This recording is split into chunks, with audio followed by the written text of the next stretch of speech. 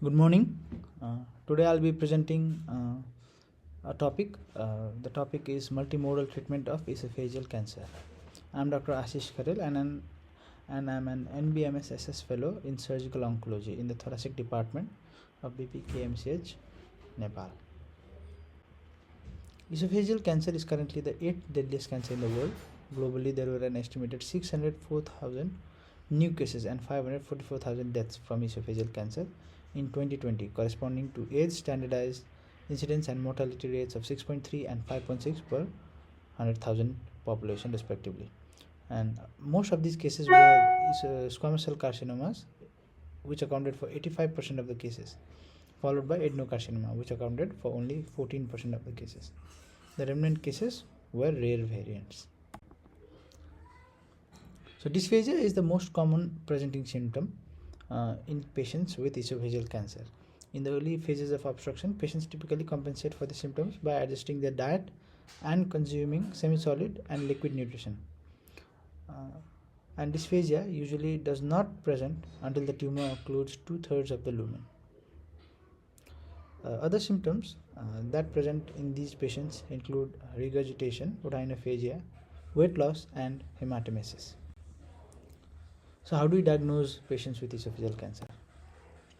Historically, the most important investigation was the barium swallow, where a slurry of barium and water was given for the patient to swallow, and X-rays were taken in multiple views.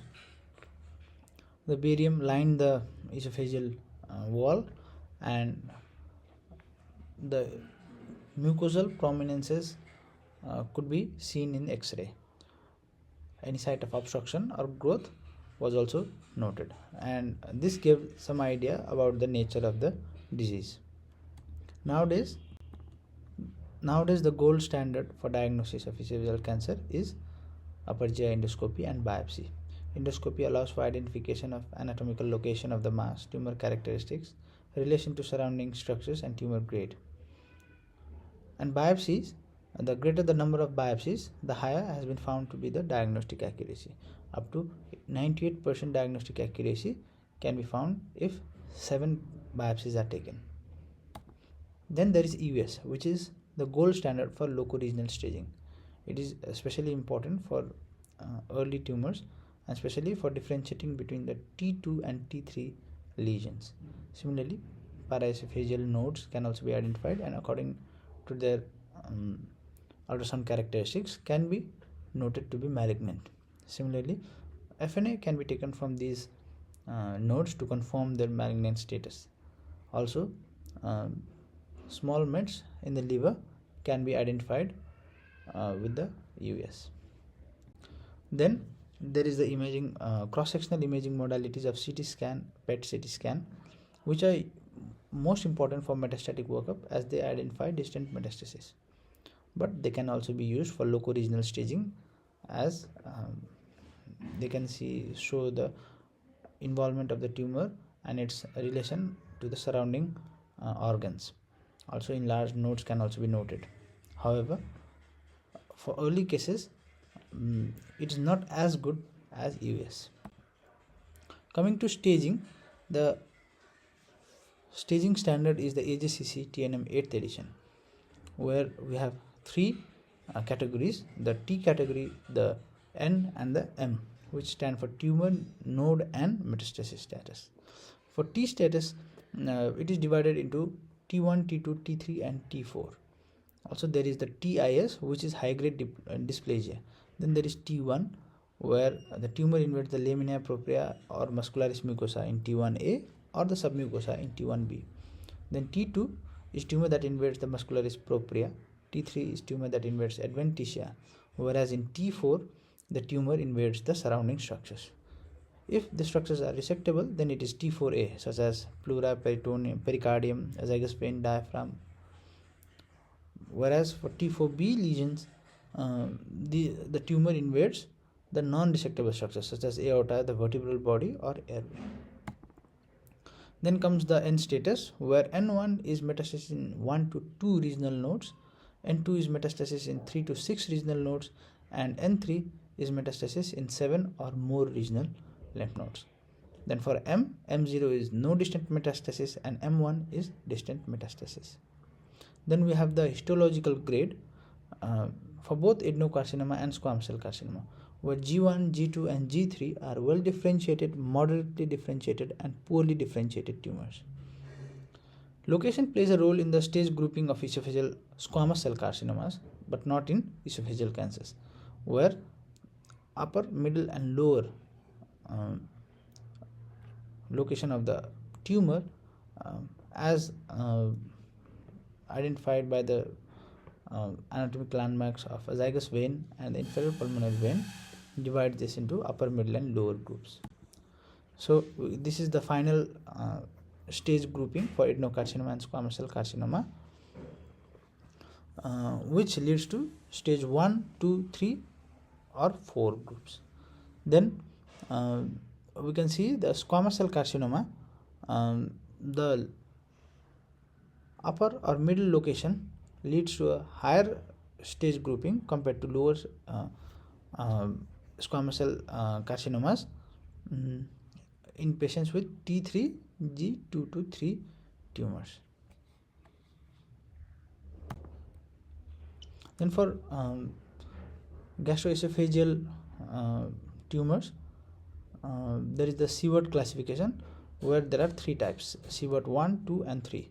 Sievert 1 is adenocarcinoma of the lower esophagus with the epicenter between 1 to 5 cm above the anatomic GEJ, whereas Sievert 2 is a true carcinoma of the cardia with the tumor epicenter between 1 cm above and 2 cm below the GEJ.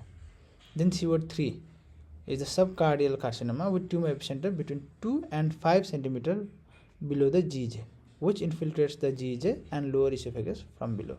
And this is actually considered and treated as a gastric cancer. So what are the treatment strategies for patients with esophageal cancer? For the lower stages, which can be TIS, T1A, superficial T1B lesions, and even for low risk lesions less than 3 cm of T1 up to T2N0, they are treated with either with endoscopic resections or esophagectomy. There is no role of multimodal therapy in these patients. Whereas for higher stagings, where the node status is positive or the tumors are T3 or higher, or in patients with high risk lesions or large tumors of even if they are T2 or if they are poorly differentiated, then these patients require some form of multimodal therapy, where surgery along with chemotherapy, radiation and even immunotherapy should be given. The surgical approaches include a multitude of surgeries, and this is according to the comfort and experience and expertise of the surgeon. These include the abdominal right thoracic approach, or also known as the Ivor-Lewis approach. Then there is the right thoracic, abdominal and cervical approach, also known as the McKeown approach, which we perform regularly in our center. Then there is the transhiatal approach, or the abdomino-cervical approach, where the esophagus is resected from the abdomen and anastomosis is made in the neck.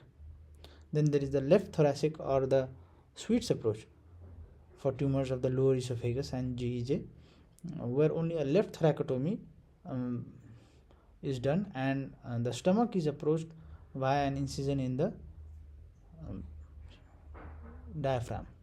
Then there is the left thoraco-abdominal approach, where a oblique incision from midline is given upwards, and also an incision in the a contiguous incision to the chest is given, and this is also used for tumors of the GEJ and lower esophagus.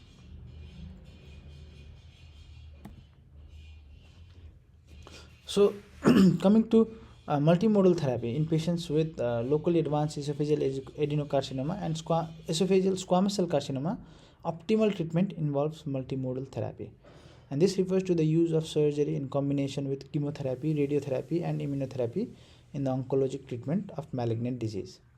And the goal of this multimodal approach is to increase the R0 resection rates, decrease the local and systemic recurrence, and improve disease specific and overall survival. So this is a treatment algorithm as given from the NCCN, and as I said previously, for early tumors only esophagectomy or some form of endoscopic resection would be adequate, whereas for tumors which are a bit more aggressive, such as even in T2N0 tumors which are poorly differentiated, or where the LVI is present, or tumors with node positive status, or tumors with T3 or higher, then these require multimodal neoadjuvant therapy followed by surgery. Again, some form of adjuvant treatment may be given. Then for T4 lesions, as they cannot undergo surgery because of involvement of non-resectable or unresectable structures, these require multimodal therapy in the form of definitive chemoradiation. So coming to the multimodal therapy, this is a table which shows the trials that have been done for the same, and here these trials have undergone analysis between neoadjuvant chemoradiation and surgery versus surgery alone. And in these trials, the important ones include the cross trial and the CLBG 9781 trial. Another trial that is important is the Neocritic 5010 trial, and we'll be talking in short about these.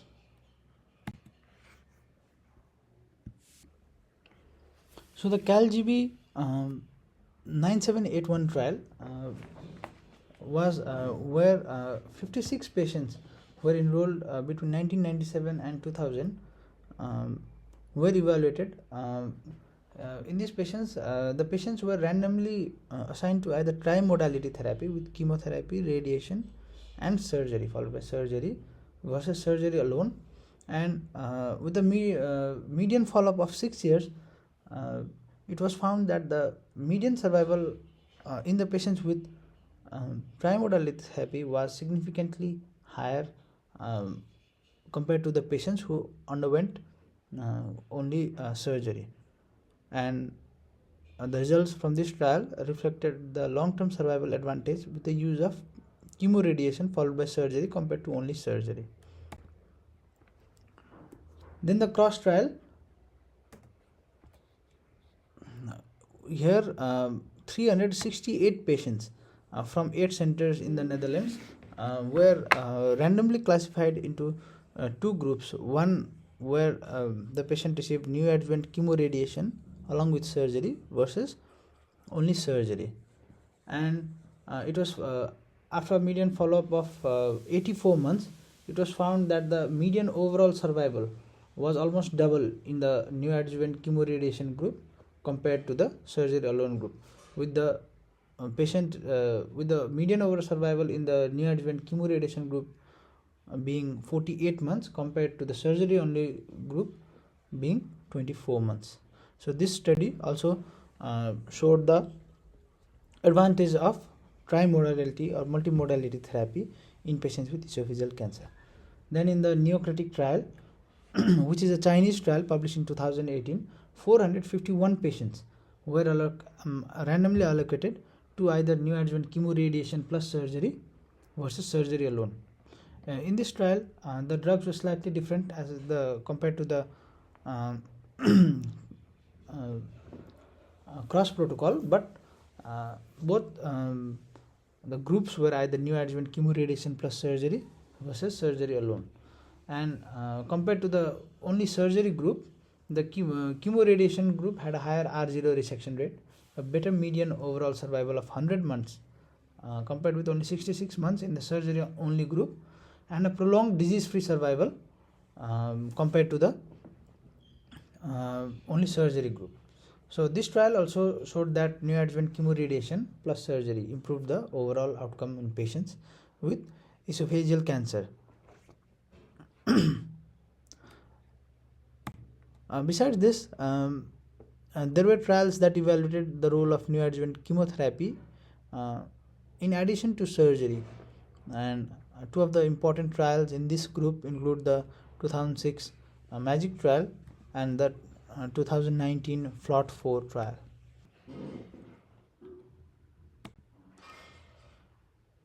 So in the MAGIC trial, here perioperative chemotherapy and surgery was compared with the surgery alone, and this was a randomized controlled trial. And the perioperative chemotherapy that was given was epirubicin, cisplatin, and fluorouracil. And after a median follow-up of 4 years, the analysis showed that compared with the surgery group alone, the perioperative chemotherapy group had a higher likelihood of overall survival, and also the 5-year survival and the progression-free survival was greater in the perioperative chemotherapy group. Then we have the FLOT 4 trial. Here the two groups that were compared were the perioperative the two groups that were compared were the FLOT, the patients who received the FLOT chemotherapy, that is 5-fluorouracil, leucovorin, oxaliplatin, and docetaxel, and compared with the MAGIC group, that is the 3 cycles of epirubicin, cisplatin, and fluorouracil. Again, this trial was an improvement over the MAGIC trial, and it showed the analysis showed the overall survival was increased in the FLOT group compared with the ECF group, with greater median overall survival of 50 months compared to only 35 months in the ECF group.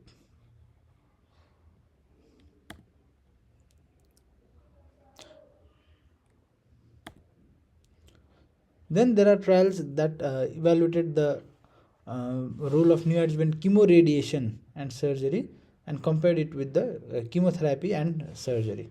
But although these trials showed a trend towards improved survival for the chemoradiation group, it did not reach statistical significance. Then there was the JCOG 1109 NEXT trial, which randomized patients into 3 groups receiving either doublet chemotherapy, triplet chemotherapy, or a doublet chemotherapy combined with radiotherapy as the neoadjuvant treatment.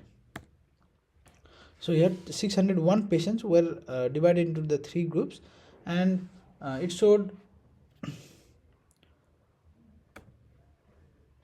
the neoadjuvant triplet chemotherapy group followed by the esophagectomy had a statistically significant overall survival benefit compared to only doublet chemotherapy, and also to the neoadjuvant chemoradiation group. And so for patients in Japan, where this trial was performed, the triplet chemotherapy group has now been a standard even in squamous cell carcinoma.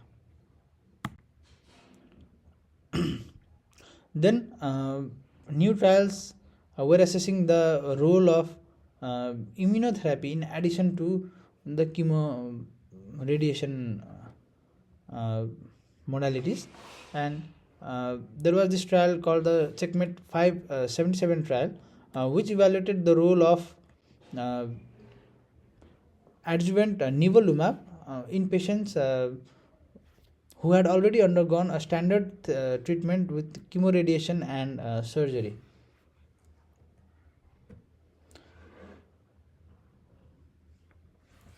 So in this trial, the adjuvant nivolumab showed a significantly prolonged disease-free survival in patients in compared with those who did not receive the adjuvant nivolumab.